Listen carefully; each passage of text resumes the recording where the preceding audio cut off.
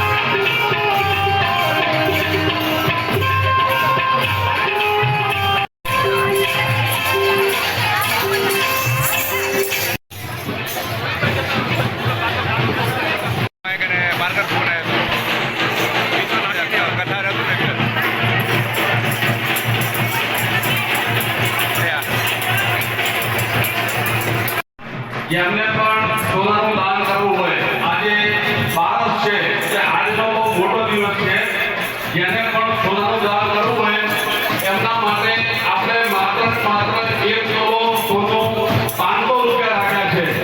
લગભગ અત્યાર સુધી 30 તોલા સોનાના નામ આવી ચૂક્યા છે। જેમને પણ લખાવી દે મહિલા મંડળની 2 જણો ઉભો થાય અને બોલ પે તક ડાયરી લઈ જાય છે।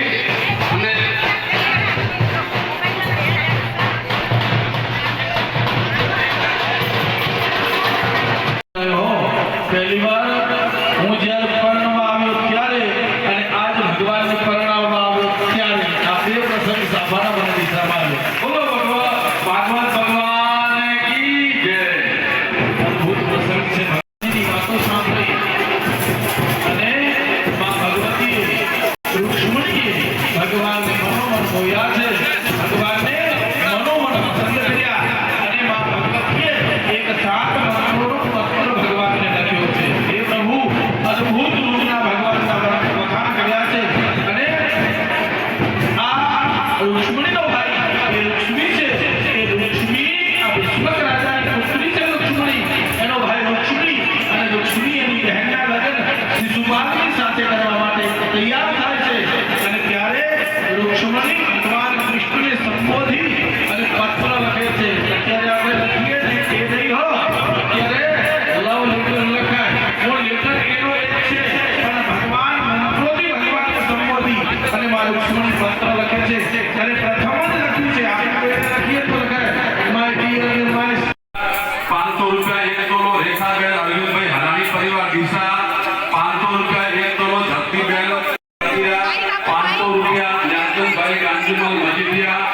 ઉત્યાન